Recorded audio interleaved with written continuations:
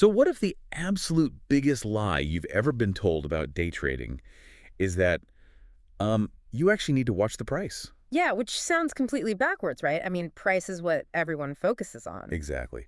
Think about it for a second. Mhm. Like, usually when you picture a day trader, there's this expectation of just total chaos. You imagine someone staring at, I don't know, 6 monitors at once. Oh, yeah, charts just completely covered in overlapping indicators. Right. Brightly colored moving averages crossing over each other, Yeah. and this constant anxiety-inducing flicker of price movement. It looks like a neon spaghetti monster. That's a good way to put it. And honestly, for anyone trying to learn, it just leaves you feeling utterly overwhelmed. Totally. But today in this deep dive, we're looking at a methodology that argues you should basically ignore that chaotic price action entirely, and instead, um, only look at the clock. It is a really profound shift in perspective because, retail trading platforms, they condition you to obsess over every single tip. They want you hyper engaged, right? Like Oh. constantly clicking. Exactly, but the foundational concept we're exploring today, which is drawn from the world of ICT or inner circle trader concepts, is that the Interbank Price Delivery Algorithm, well, it doesn't care about those retail indicators. It doesn't care about your moving average. Not at all. It operates on a highly structured, relentless schedule, and if you don't understand that schedule, you aren't actually participating in the market. You're just providing the liquidity for the institutions that do, which is a scary thought. It really is. So the mission for our deep dive today is to just cut through all of that noise. hmm We want to provide a really simple, stress-free guide to these concepts. Because the biggest secret we uncovered in these sources is that successful day trading isn't about, outsmarting the market's direction 24/7. Right. It's about prioritizing time-based setups. We're going to outline a very strict, easy-to-follow daily routine for you using specific time zones so you can confidently trade without burning out. Let's start with the mechanism behind the market itself, though, because this explains why the clock is so critical. Okay, lay it on us. So the central thesis here is that the market is not random. It's not just this massive, chaotic tug of war between random buyers and sellers. It's controlled by an algorithm. Right. And when we say algorithm, we should clarify, it isn't some mythical piece of magic. No, not at all. Think of it as just the underlying logic that massive institutions and central banks use to move vast amounts of money without destroying their own entry prices. Yeah, because if a massive bank wants to buy, say, $500 million of a currency, Yeah. they can't just click buy all at once like a retail trader on an app. Oh, definitely not. If they did that, the sheer size of the order would just instantly drive the price through the roof. They'd end up paying a massive premium for their own position. Exactly. So they have to average in quietly, and they need a staggering amount of sellers to take the other side of that massive trade. Which leads us directly to how they engineer that environment. The algorithm operates in this highly structured 3-part daily cycle, right? Known in the sources as a power of 3. Yes, or the AMD cycle. That stands for accumulation, manipulation, and distribution. Let's walk through how that cycle actually plays out for the listener, because, AMD is essentially the heartbeat of this entire strategy. Yeah, Accumulation is the quiet phase. Yeah. So during accumulation, the market is usually moving sideways in a very tight, boring, flat range. Just kind of drifting. Right. Smart money, those big banks and institutions, they're quietly building their massive orders. They're buying little pieces at a time without causing any major spikes in the price. So they're accumulating their position while the rest of the market is essentially asleep at the wheel. Exactly. And then comes the M manipulation phase. Oh, this is where the retail trader usually gets trapped, right? Manipulation is a sudden, highly aggressive move out of that quiet accumulation range.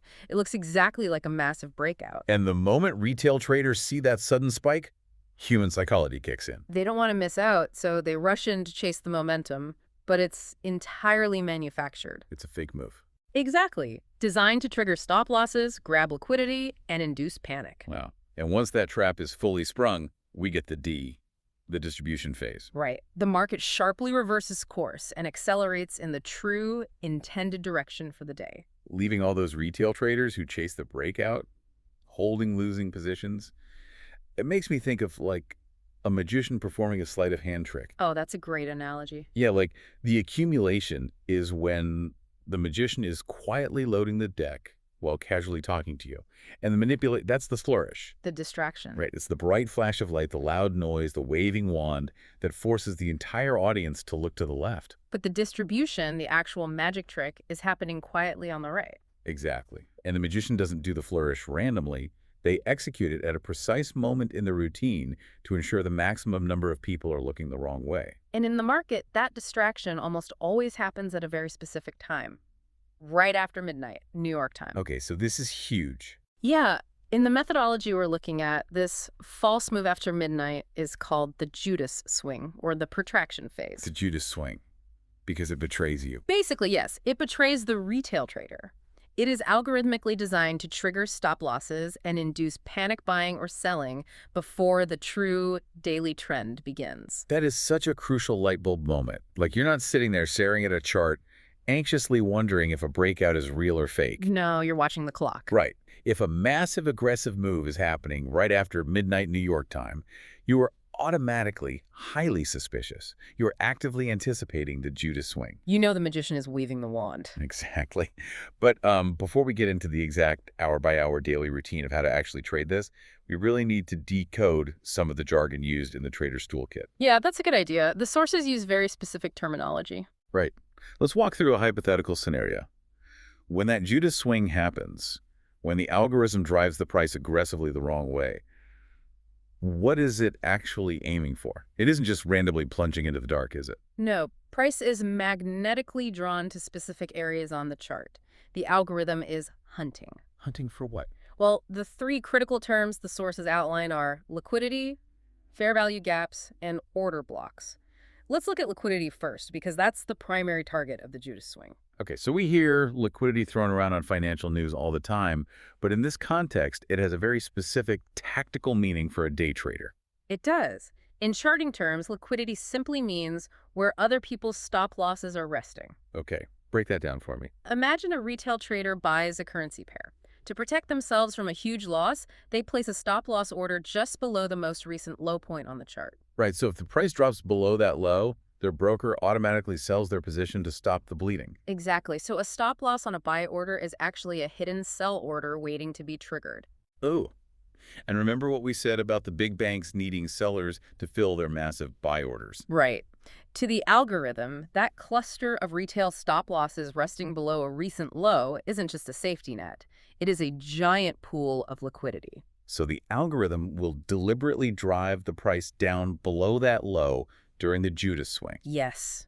It triggers all those retail sell orders, which provides the exact liquidity the big banks need to instantly fill their massive buy orders at a great price. Wow. They just dive into the pool, scoop up all the orders, and then what?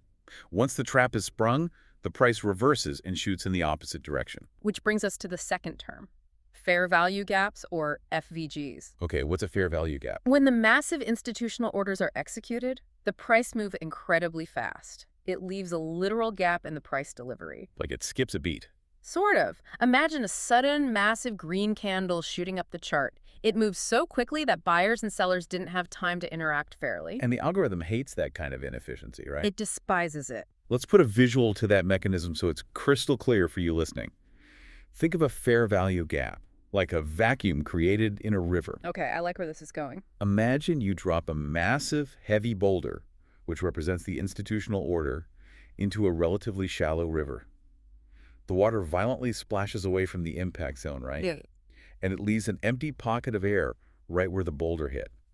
That empty pocket is your fair value gap. That's actually a perfect way to visualize it. But the physics of the river, much like the market algorithm's need for efficiency, dictates that the water cannot stay away forever. The surrounding water eventually has to rush back in to fill that empty space and balance the system. Exactly. The price will almost always return to that fair value gap later on.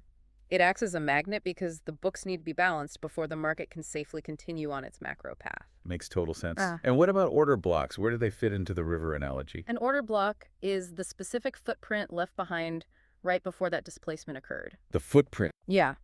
It's typically the final candle before a massive, sudden move. It marks the exact coordinate where institutional money stepped in to heavily buy or sell. Oh, so a bullish order block is usually the last down candle before a massive upward explosion. Exactly. The institutions essentially left their footprint there, and price will frequently return to that exact block later in the day to pick up the remaining portions of their orders that didn't get filled the first time. Got it. So as a trader, you are tracking the timeline of these events. You know the algorithm hunts the liquidity, the stop losses. Right. You know the violent reversal creates a vacuum, a fair value gap that price will eventually want to revisit. Mhm. And you know the order block is the muddy footprint showing you exactly where the big players entered the market. You're piecing the story together. But I mean, knowing these terms is completely useless if you don't know when the banks are actually operating. Exactly. Which directly leads us into mapping out the actual daily routine. Right. How do we structure our day around this algorithm? Well, the absolute unbreakable rule here is that your daily routine must be synced exclusively to New York time, Eastern Standard Time. So it doesn't matter if you're sitting in a cafe in London, Tokyo, or Sydney. Doesn't matter at all. Your charting software must be set to New York time because the algorithm's daily cycles are anchored there. Okay, so the clocks are synced to New York. Where does the trading day actually begin if we are trying to catch this AMD cycle? We begin by looking for the setup phase, the accumulation. The tight, boring part? Yes. The first critical window you monitor is called the Central Bank Dealers Range, or the CBDR. And when is that? This occurs from 2 p.m. to 8 p.m. New York time. The sources stress that you want to see a very boring, quiet market during these 6 hours. How boring are we talking? The golden rule is that the distance between the highest high and the lowest low of this entire range should ideally be less than 40 pips, preferably as tight as 20 to 30 pips. Wow, okay, so we are looking for a flat line, just a tightly coiled spring. Exactly. Then we roll immediately into the Asian range, which runs from 8 p.m. to midnight New York time. And what are we looking for there? We are looking for the exact same behavior. A tight consolidation, ideally keeping within that 20 to 30 pip range. Wait, hold on. If I look at the chart at 10 p.m. New York time, right in the middle of that Asian range, and the price is already shooting up 70 or 80 pips, my instinct as a trader is to jump on that momentum train. Of course, retail logic always says the trend is your friend. Right. So are you saying I just sit there on my hands and watch it go? You sit on your hands and do nothing. Seriously? Yes. If the market is trending wildly during the CVZR or the Asian range, it is a massive red flag. It means the institutions are not accumulating orders. Because the cycle is broken. Exactly. The entire setup for the next day is completely voided. If you recall the power of 3 accumulation, manipulation, distribution, you absolutely must have the accumulation phase first. You need a boring, sideways, tightly coiled market leading all the way up to midnight. Right. Because without that tight, boring range, there's no buildup of liquidity. Ah, the magician has no deck of cards to perform the trick with. The Judas Swing that happens after midnight absolutely relies on that built-up liquidity. If the market is already trending, there are no obvious pools of stop losses resting just above or below a tight range. There's no trap to set. Exactly. Yeah. So if you open your laptop and the Asian range looks like a wild roller coaster, you close the laptop. You do not force a trade. Okay, that makes sense. Which brings us to midnight. Let's assume the spring is coiled, the Asian range was tight. We step into the London session, which runs from 1 a.m. to 5 a.m. New York time. This is where things get aggressive, right? This is the danger zone for newcomers. The London session is typically where the Judas Swing happens. It is the manipulation phase. Right, the M in AMD. Exactly. In fact, it's usually where the absolute high or the absolute low of the entire daily candle is formed. The flourish of the wand. The Yeah. trap is sprung. But because it is the manipulation phase, I mean, it sounds incredibly difficult to navigate. The market is highly erratic, intentionally designed to trick retail traders into going the wrong way. It is brutal. Honestly, if you don't know exactly what you are looking for, the algorithm will happily take your money during London. Yeah, I bet. That is why the sources provide very strict parameters on when to avoid trading the London session altogether. Okay, let's go over those. When do we avoid London? For example, if the previous day was a massive expansion day, meaning the market moved more than twice its 5-day average daily range, you stay out of London today. Let's explain why that happens. If the market expanded 150 pips yesterday, when it usually only moves 50, it basically has a hangover, right? That's a good way to look at it. The big institutions are likely taking their profits today, taking a breather, rather than accumulating new massive positions. So the price action is just going to be choppy and directionless. Exactly. The algorithm isn't setting up a clean news cycle. Another rule, Avoid London if you have seen 3 consecutive up days or 3 consecutive down days on the daily chart. Why 3 days? Because by day 4, a deep, messy retracement or a total reversal is highly probable, which makes the manipulation phase unpredictable. Got it. And as we mentioned earlier, if the CBCR or Asian range was wide and sloppy, you skip London because the accumulation wasn't there. Right. Are there any external factors to look out for? News is the big one. If there is a major economic release coming out, like non-farm payroll on a Friday, or if you are heading into a major holiday weekend, you do not touch the London session. Just completely stay away. Yes. The banks are either stepping aside or the algorithms are going to create extreme, unpredictable whipsaws to clear the board before the news drops. Wow. So let me put my mentor hat on for a second here.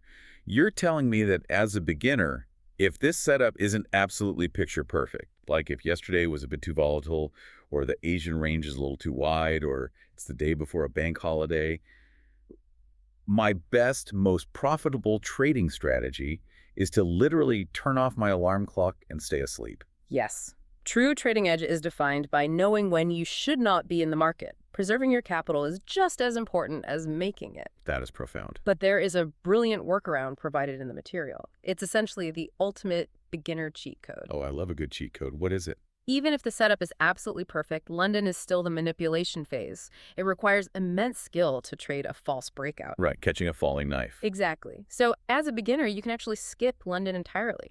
You wake up a few hours later for the New York Kill Zone, which runs from 7 a.m. to 10 a.m. New York time. Okay. And is there a specific time in there to watch? Yes. Specifically, you want to be at your desk analyzing the chart right around the 8:20 a.m. CME open. Okay, let's unpack the mechanics of this cheat code. Why is New York so much safer than London?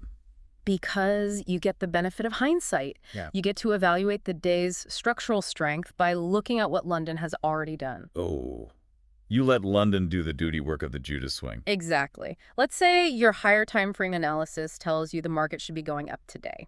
You wake up for the New York session and you look at the chart. Did London drop aggressively right after midnight? Did it do the fake out? Right. Yeah. Did it sweep that pool of liquidity below the Asian range? Did it hit a discount order block and clearly reject it, putting in a solid low for the day? And if it did, you know the manipulation phase is over. The trap has already been sprung, the stops were triggered, and the algorithm got the liquidity it needed. You've got it. The magician has finished the flourish, and now we just get to watch the real magic happen. You step in for the aftermath. New York will very likely offer a much safer, easier continuation rally. You are aiming to catch the distribution wave. The real move. Right. You look for a smaller retracement during that 7 a.m. to 10 a.m. window. Perhaps price drops back into a fair value gap that was left behind by the initial London rally, and you ride that safely to the upside. So you bypass the erratic midnight manipulation entirely? Completely. You simply woke up, verified that the trap was set and triggered, and traded the clean continuation. That is genuinely brilliant. It completely removes the anxiety of trying to guess if a sudden move is real or fake in real time. It's all about context. Yeah. You let London walk through the minefield first to prove the direction, and you safely walk down the cleared path in New York. And that perfectly illustrates why time is infinitely more important than price. If you just open a chart at a random hour of the day and see a bullish candlestick pattern, you have absolutely zero context. It could be a trap. It could easily be a trap. But if you open that same chart at 8:20 a.m. New York time and you see that London already manipulated price down to an order block and is now reversing upwards, Then that exact same candlestick pattern suddenly has an incredibly high probability of success. exactly, because it is backed by the algorithm's daily time cycle. Man, that is so powerful. So what does this all mean for you, the listener, trying to actually apply this to your own trading? It's a total mindset shift. Let's summarize the core shift here. Becoming a well-informed, successful day trader using these ICT concepts is emphatically not about staring at a chaotic screen for 12 hours a day. Not at all. Right. It's not about tweaking indicators and trying to predict every single wiggle of price action. It is actually a highly structured, remarkably boring routine. And it should be boring. Excitement in trading usually leads to blown accounts. Oh, for sure. The algorithm rewards patience and punishes impulsivity. You are hunting for a very specific sequence of events: accumulation, then manipulation, then distribution. AMD. Right? And more importantly, you are demanding that those events happen at specific times of the day. If the sequence is broken or the time is wrong, you simply do not trade. So you log on at very specific times. You check the afternoon and evening ranges, the CBDR and Asian ranges. Were they tight and boring? Great, the spring is coiling. You evaluate the setup. And you actively dodge the London trap when it's messy, like after a huge expansion day or before major news. Exactly. And if you want the absolute highest probability, lowest stress approach, you let London do the dirty work of the Judas Swing, and you wait for that clean, high probability New York continuation around 8:20 a.m. It is a complete paradigm shift. It's like waking up and realizing the game you've been playing for years actually has a totally different rule book. And it really does. It forces you to rethink the entire environment, which actually leads to an important final thought for you to take away today. Yes. Retail trading platforms and brokers constantly advertise the Forex and crypto markets as this glorious 24-hour nonstop opportunity to make money. Right. The marketing always screams, trade anywhere, anytime. But based on the algorithmic cycles we've just unpacked, consider the possibility that this 24-hour access is actually a psychological trap. What if it's purposefully designed to overstimulate you? To exhaust your mental capital and to force you into making bad decisions during low probability hours. It makes perfect sense when you look at how the algorithm operates. Exactly. Because if the real high probability moves dictated by institutional algorithms only happen in a few tiny specific windows, like the London Open or the New York Kill Zone, then maybe staring at that chaotic neon spaghetti monster of a chart all day isn't putting in the hard work at all. Maybe true trading edge is actually defined by the 20 hours a day you have the discipline to simply refuse to trade. Think about that the next time you feel the urge to open your charting app at a random time of day.